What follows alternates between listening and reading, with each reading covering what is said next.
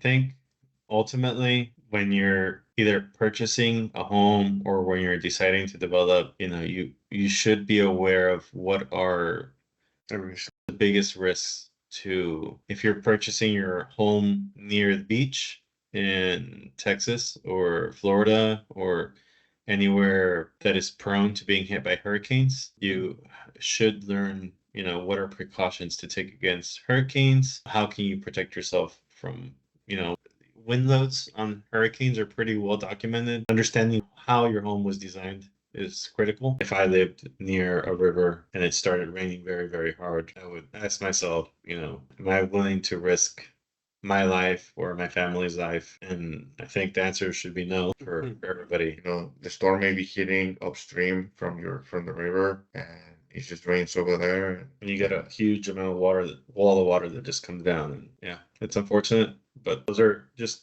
things that you need to be aware of.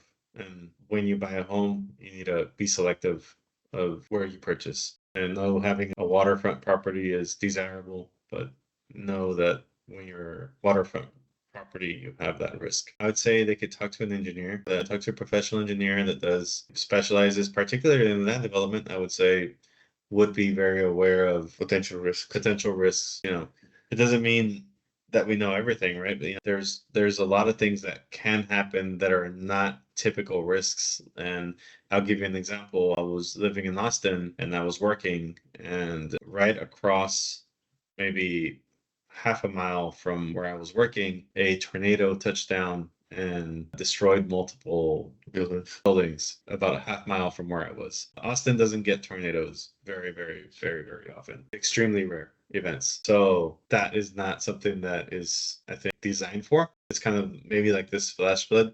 Most people are not designing homes to withstand tornadoes in Austin because those are not very common, but they do happen. And that's unfortunate. And so that's what I'm saying, that engineers may not be able to prevent everything, because if we were to design every home to withstand tornadoes, hurricanes and flooding and earthquakes, because earthquakes don't really happen in our area either.